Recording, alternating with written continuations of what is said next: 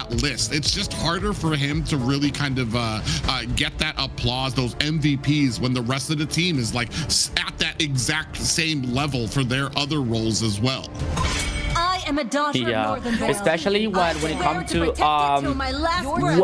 Sheen being one of the Trinity, the former champion Trinity from last season here with the Old Black sentence. But now here it comes with the draft on the second game. Valentina and Boxa banned by Entity7, and now Alpha7 banning Freya on the first choice here, like waiting for the second one. Zoom. Okay, so prioritizing here, especially when it comes to this first choice to Entity7. Gato Chachup's like third ban here coming out from Entity7. A very interesting one. So let's wait what is going to see here for Alpha7. Yeah, I think the Gatakacha ban out there tells me that maybe we're going for one of those stereotypical type of stationary mages that just kind of sit there to release their ult, the Farja, the Eve, possibly. There's a lot of different options, but I mean, Gatakacha really punishes those. And it's been one of those things that I feel like a lot of people sometimes a little bit, I want to say, overestimate the Gatakacha. You have the AOG, and a lot of people think, oh, I can initiate with this. I want to say, man, he has probably the worst timing. It takes so long for that ult to come down that most people, like I said, they make a cup of coffee, they drink it, they kind of mosey around, then they can dash away from that ult. That's just how long it takes. You want to use it on one of those, like I said, stationary mages that have to sit there to do their ult, or you want to use them as like a second initiating factor. Maybe a penalty zone comes in first and it's stuck players in there to where they have to expend some of that speed or those flickers, and then the AOG can come out when you've got players who no longer have the spells they can use or the abilities that they can use for mobility. Yeah, they're gonna go ahead and pick up this Kalea here. Gatakacha, you are right, he is kind of slower and you can see where he's gonna land. So, but they banned out that Eve there, that's stationary, so I'm not even sure who he can catch, but he can try to probably catch them out when they're having that team fight, right? Then they're too busy paying attention to what's going on, so they can't really see that it's coming here. But for sure they're gonna go ahead and pick out Kalea, Fredrin, and ZTN on the side of Entity7, and Harith and Phobius on the side of Alpha7 here. Yeah, I think from the bottom of my heart, like Kalea's choice here, it was more to take out from Paquito to like being some idea from Entity7, which we know that Paquito likes very much to play with Kalea, especially when it comes to this execution to Alpha7. But now with Fredrin and ZTN here, like especially like trying to once again working on this range situation, but not only that, to spot the enemy, to see and look where this view is gonna be all the time, to not stack this demonic force here, to bring and get this backline. So let's see with the rest of composition which is going to bring from Entity7. But now here seeing Alpha7 guaranteeing Leo Mord for the jungle.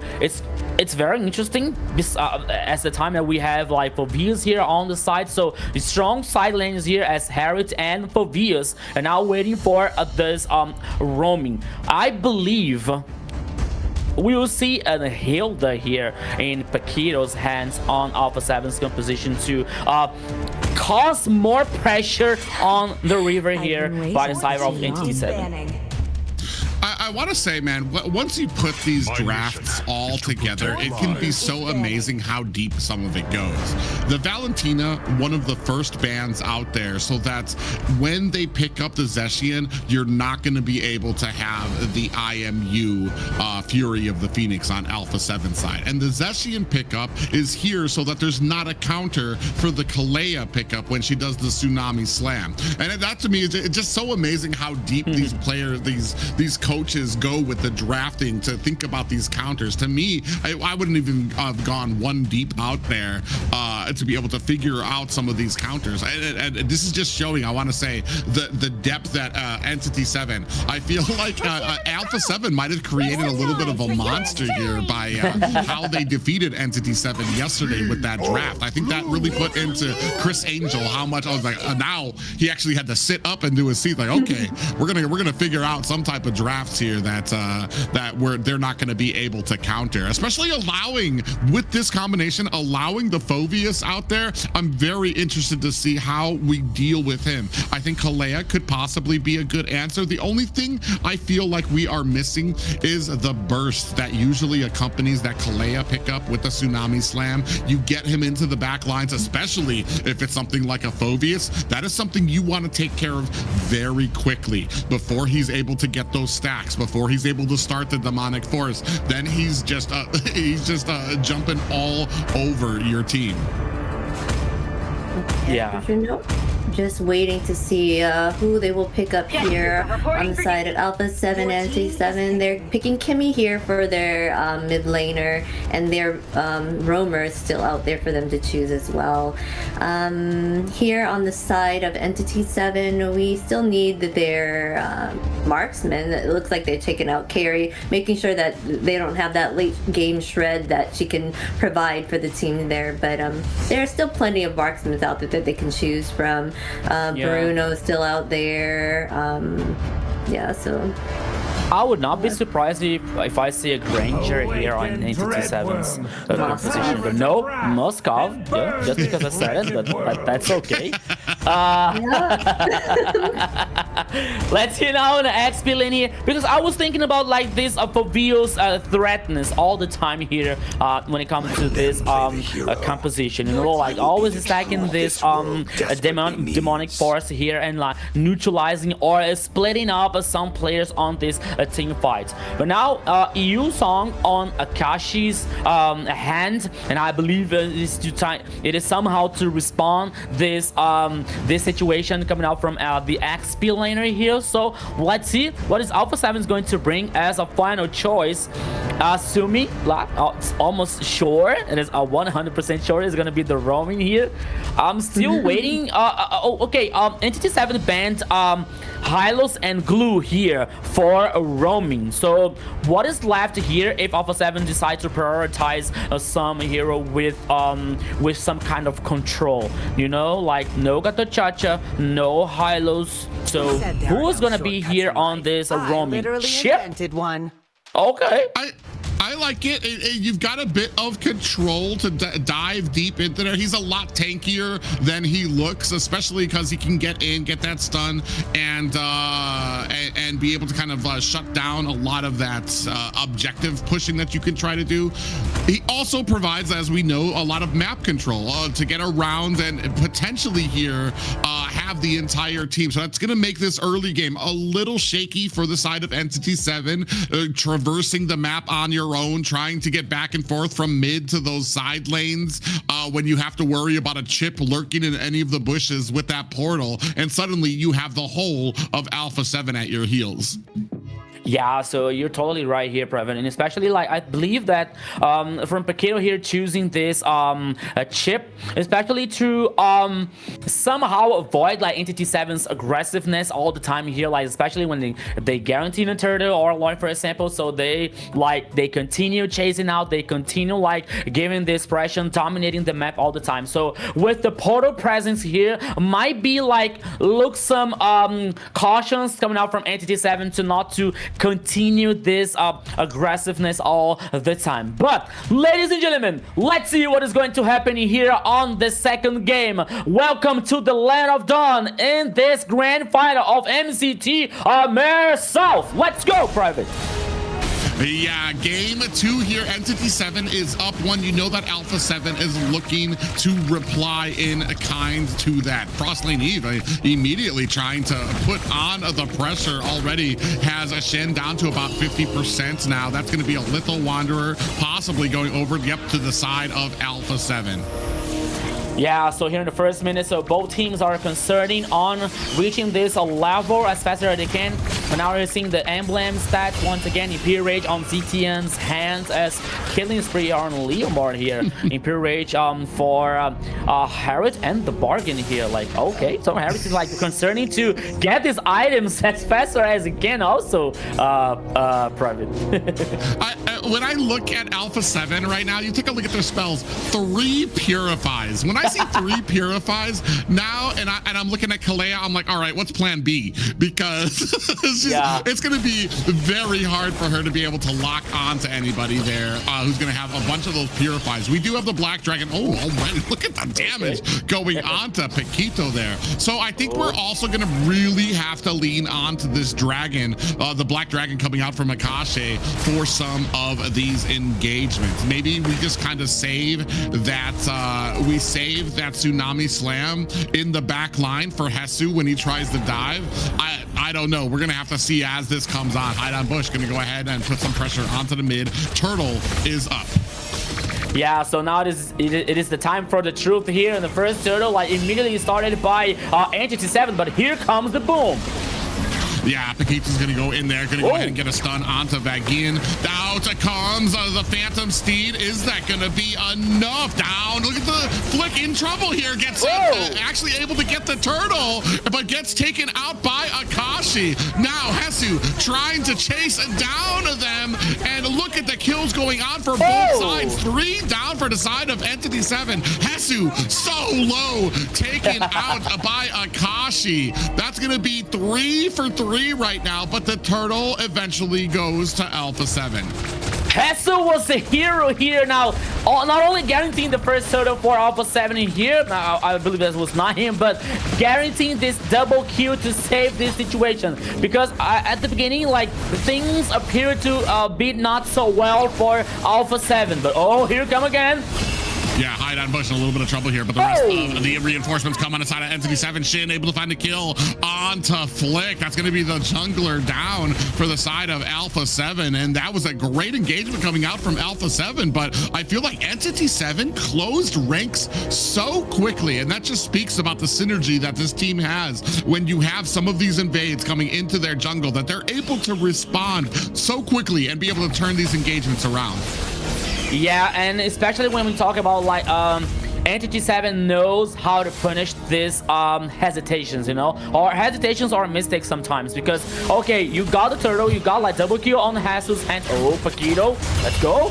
Yeah, he's gonna go ahead and latch on to begin. Hide on Bush gonna use that dash to get himself out of harm's way. Here comes Hesu from the backside with that demonic force. Out comes the Phantom Steed. Black Dragon is out, finds a petrify onto 2 members on the backside. In comes the SOD. Doom finding himself a kill while Hesu replies in kind. Upatizi replies 2v2 right now, down for Entity7 and Alpha7. And both of these teams, if you didn't think they were evenly matched, those last 2 fights, how even they are, how the ability that they have to be able to reply so quickly. Yeah, so eyes on Doom here, especially because it is the second spear of destruction that he hit on this team fight. So it is a strong weapon here coming out from Entity7 to join this team fight. But so far, I believe that things could be worse for Entity7. But now one more turtle is started by both teams here. Let's go. Ooh, Hesu onto the backside. Turtle down to about 10%. Is that going to be able to get scooped up? Out comes the Tsunami Slam! It allows Hide on Bush to get the retribution. Flick able to find the kill on the back end. Now Alpha7 chasing down Entity7. You got the turtle, but you lost 2 for it. Yeah, so they got a turtle here, but lost 2 players in the process, and maybe the tower #1 here on the mid lane. Oh, Doom! Oh, yeah, Doom coming in from the side, looking for blood. Flick running for the hills. Out comes the Black Dragon. Doom able to find himself another kill. 4-1-0 for the marksman of Entity7. I told you, Private. I told you. Eyes on Doom here, especially on this ultimate, because Doom is going to be a Doom here for Alpha7. Here we go. Oh yeah, latching on the Paquito, not able to find the damage that they need, but Shin on the side, oh look at already, down to about 25% for Paquito here. Entity7, still I want to say pretty tied up a game here for both of these teams, and as far as the towers are concerned, I still remain untouched at the 6-minute mark. Yeah, damage dealt ranking here comes by Shin, followed by Hesu so far. So the second game here being very tied up by both teams. The tower here in the mid lane, I believed and then I thought there was going to be for Alpha7, but Doom like with a very good ultimate, not only to stop this aggressiveness coming by from Alpha7, but also to get a double kill here on for the goal later. So Doom here rushing these items, rushing this power spike for Moskov, not only to join these team fights, but also to get in the split push. But on the top side here, 3v2. Yeah, they're gonna go ahead and try to defend it, but the tower is actually taking a lot of damage. Doom very wary about trying to press himself up forward, and he does. Upatizi gonna come in. Zaman Force has been laid down. The trap has been set. Upatizi gets taken out by Hide on Bush. Yeah, so one more bait here, and they don't stop Hesu. Oh, he was forced to use Flick here to survive. Okay, they lost the tower in the top here in the process, but still, like, Entity7 trying to keep this aggressiveness all the time. One more turtle. One turtle for each team. Now this last one, which is gonna have and which is gonna guarantee this go so far, Private. Yeah, I was going to say they had a perfect opportunity, especially with Hesu up at the top. You don't need to worry about the demonic forces, but I want to say Hide on Bush going to go ahead, clean up, get those orange buffs before anything. Paquito dives underneath the tower, gets caught. That might be it for Alpha7 underneath the tower. Zaman Force has been laid down. Damage coming out there, almost too much for Alpha7. A very greedy play. Thankfully, Alpha7 able to find that escape. Now, starting to focus in on the turtle. Hide on Bush gonna restart it. Frost Lane Eve battling it out with Shen. Shen might be in trouble here. Is able to find the tower to get himself back. Now Paquito coming in here, and Flick able to scoop himself up a turtle. Abraser's Wrath comes down with the assistance of Doom here, laying down the damage for his team. A spear onto Paquito. Doom looking for the disengage. 3 members trying to chase down Shin and find the kill. Yeah, so Doom here. Oh, Paquito so deep, but he brought the team. Oh, Doom. I feel like Doom got baited into a fight there with Paquito. He saw him come in for the stun. He's like, I'm just going to spear you into the wall. And then the teleports came down, and it's like, I have made a horrible mistake, as the entirety of the team of Alpha7 came in to scoop down onto Shin. This is the MCT AMER South Grand Final, ladies and gentlemen. Entity7 versus Alpha7. A chaotic, a bloody game so far here. 11 kills for both teams. Oh my goodness. The second turtle was for Alpha7 though, and they took the tower on the mid lane in the process. But I believe in the last team fight, I believe that Doom took some kind of hesitation, because he hit the Spear of Destruction. He joined the team fight and he brought the first kill. But after, like, I thought it was he was about to chase Shin with, on Kimi, because Shin was like heading upside on the river. But he stopped chasing Shin, and he decided to help the rest of the teammates on the team fight. But the rest of them was like in trouble. They were like killed, they were like taken down, and Doom was like still alone to trying to do something. He was baiting on the mid lane, so Alpha7 took this opportunity to take Doom down. So now with the tower on the mid lane taken down by Alpha7, they have some kind of advantage, especially on the goal lead now with a 2K for Alpha7.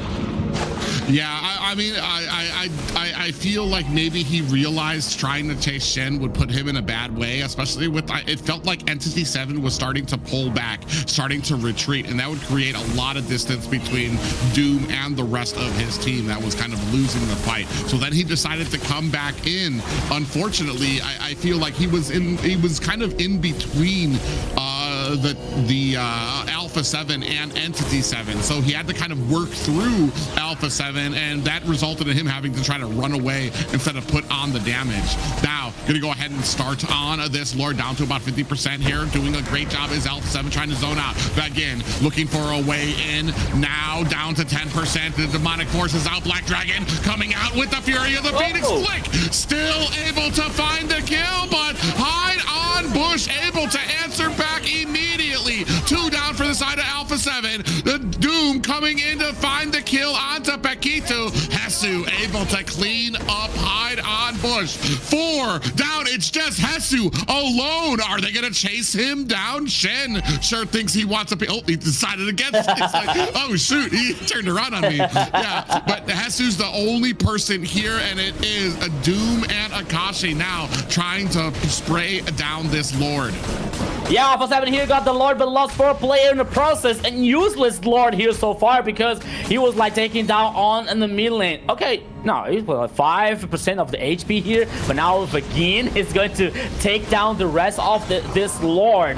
To see how the game is very tied up between these two teams, but now as we saw on the goal lead here heading for Alpha7 with like 2k, now the goal lead is even for both teams. Oh, Paquito, what are you doing there? Yeah, he's deep there, but he's like, he has his teleporters out there, so he's not really afraid. Here come the teleports. The rest of the team from Alpha7. He told me he was not afraid because he had the rest of the team right there. Back in, goes down immediately. Hide on Bush and the rest of Entity7 now going to go ahead, try to clean up this purple buff before they get the heck out of a dodge. And that's why I said a great bait there from Paquito. He wasn't really worried. He wasn't running. He knew he still had those teleporters up to call the rest of Alpha7. Yeah, so Alpha7 finding a way here to take down players on Entity7 and still take the tower number 2 in the top side in the process. Damage dealt ranking once again here. Shin is still leading, still on the leadership, followed by Hesu and Flick.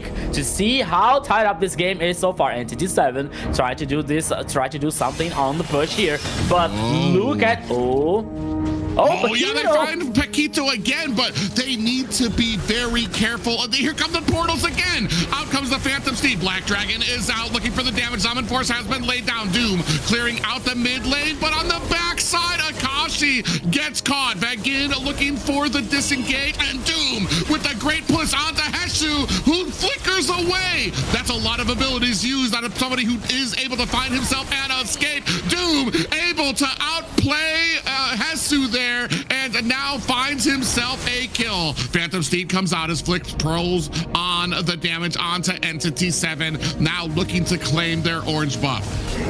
Yeah, so Doom here still survived. 2 players here down for Entity7.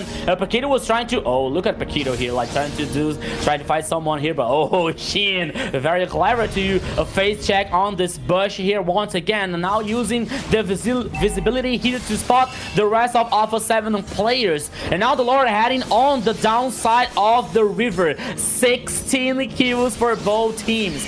Goal lead once again heading for Alpha7 2k. But at one team fight here, it could all change once again.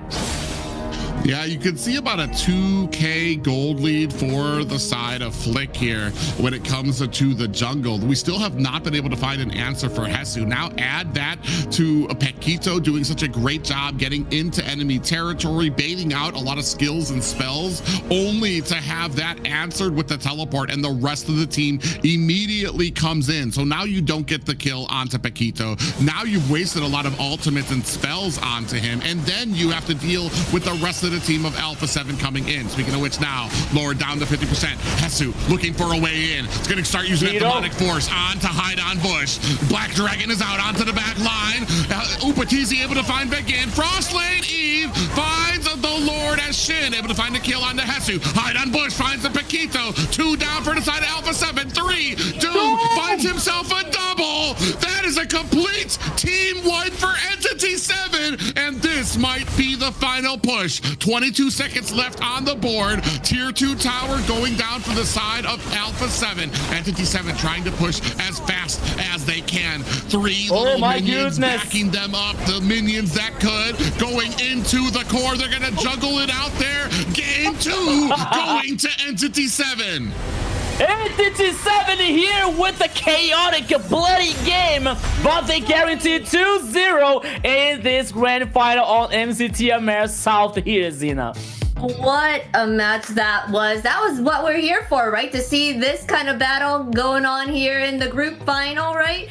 But wow, they kept it pretty even there the whole time. It was a cool match to see, but they kind of got wiped there at the end and lost it. That was I mean, when you're talking about a Doom, and this is exactly what Rico was saying, man. Watch out for Doom on there. When it came to especially that last fight there, having a great amount to come in there, find the kills that he needed to do as well. Not just that, and the thing too is that I feel like the Lord has been almost an afterthought for a lot of these teams. They go in, they get the Lord, and then they lose a fight, and that's something you have to be so careful about. I know there's the opportunity to get the Lord, but you have to understand, what am I giving up for it? Am I going in to get this Lord and then am I gonna die? Am I gonna cost my team something? Because I feel like this happened to both of these teams here. Something else that I've been noticing here too is I feel like these fights are getting more and more even. The last game that we had, Entity7 and Alpha7 kind of went toe to toe, and as per usual, the macro, the discipline from Entity7 was starting to show through. More towers, more pushes, more gold. Here, it felt like Alpha7 was able to hold their own in those toe-to-toes. Still, unfortunately, it takes one fight and Entity7 was able to find that victory. But one thing we've seen from Alpha7, their ability to adjust, their ability to kind of reconfigure themselves, to find those holes, those little chinks in their armor, to be able to patch them up and come back even stronger in the next game. Yeah, so this is what we expect here in this grand final on MCT AMER South. So as we're seeing here in the highlights, a very interesting early game here, especially from both teams. But we felt like Doom here hitting this ultimate in the first team fights, especially when it comes to assure this totals for Entity7. Beside, like, even though Hasu like doing like this double kill with both views like working and stacking his demonic force, it was like a very good situation for Alpha7. But it's still like when Doom hitting the ultimate here, like, and guarantee this presence on the team fight, it was like not much more than a presence, but it was still for like this the damage guaranteed by Moskov. Not only the damage, but the stun and so many backlines here that he was able to find our angle here when it comes to Moskov and his mobility here. So on the early and the mid game here, like Alpha7 playing so well, especially take this advantage. Obviously now in the mid lane, now Doom here once again with the ultimate. Plus here, Shin doing an amazing job with Zetian, especially with the Fear of the Phoenix here to spot the players from Alpha7 before like a team fight, for example, or just to try to neutralize once again, as we saw here. So Doom, okay, now he tried to chase Shin, but he decided to come back here, and the rest of the teams were like, okay, we're in trouble, so Doom, please stay alive, survive on the mid lane here. So by the time, like, if we continue, okay, they're continuing. Paquito was chasing down and baited Doom once again. But at this point of the game here, like the things are so even for both teams at all. Like here on Alpha7 guaranteeing the lore, but losing players in the process. But still, like, Alpha7 was on the game, especially when it comes to Hasu